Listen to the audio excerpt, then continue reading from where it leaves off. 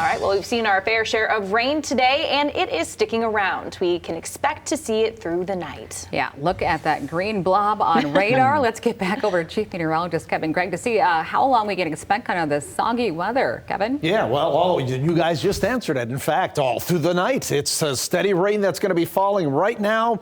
That goes over the next several hours. By the time we get into around or before daybreak, I think we'll start to see a lot of this lifting out of here. Good evening, everybody, and welcome to a Monday.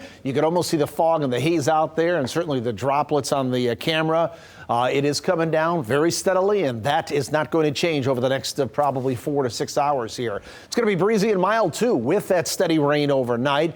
And then once we get behind this system, we'll start to tap a northwesterly wind, and that's where the temperatures will start to fall, probably after about 5, 6, 7 o'clock tomorrow morning. A few snowflakes are going to be possible in here for Wednesday. No accumulation there.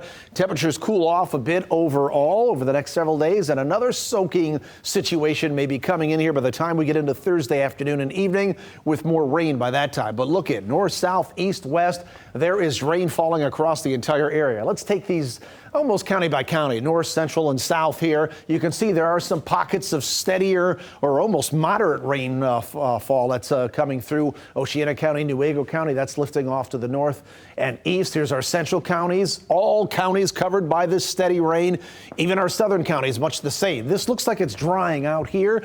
That is not the case. The radar beam is in Grand Rapids, and by the time it gets here, it's several thousand feet above the surface. So the beam is going this way, and the rain is falling underneath. So it looks like it's drying out. Indeed, that is not the case. You know how we know that? We push the button, we go out a little bit further, and you can see when we use the composite radar, you can see there's still rain that's falling out there, and we've still got several more hours of this. Look at the temperatures. Wow, it's mild out there. We're in the low to mid 50s out there. We're going to stay that way for the next few hours, but just off to the north and west, you can already see the beginnings of it there in Milwaukee. There are cooler temperatures out there. That cooler air is going to come rushing in here on a northwest wind, and as we pull out to a wider perspective, you see this is why I like to show the bird's eye perspective, because in here, that's where it shows the warmer wedge of air. But just off here, this is all the colder air. Once this system gets by us, this starts to come in behind it. I believe that happens probably after about 5, 6 o'clock in the morning. And then by 7 o'clock, we're down into the mid 40s. We'll eventually drop in probably the upper 30s by 8, 9 o'clock tomorrow morning. But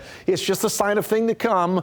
Just to keep in mind that over the next several hours here, we'll be in the upper 40s to around the 50-degree mark. But it is going to change. Look at all this moisture all the way down to St. Louis. This is all moisture transported 1,000 miles away from the Gulf of Mexico. We have tapped into that moisture source, and you can clearly see it here across the upper Midwest and the Great Lakes. Our forecast for tomorrow, then, we're talking maybe a few lingering morning showers early, but that's going to be very short-lived. I think we'll actually see some clearing through the afternoon hours. We'll stay becoming partly cloudy. Temperatures around 51 for the high, and a northwest wind at about 10 to 15 miles per hour. Here's what it looks like on the weather map at 6 a.m. You can see there's not much going on, and then we start to clear out here with a little bit of sunshine. Tuesday night into Wednesday, clouds already coming back in with the next Clipper system. There may be some rain and snow showers as we go into Wednesday. That'll be short-lived. That'll move out of here. And then as we go into Wednesday night and Thursday, we're talking mainly cloudy skies.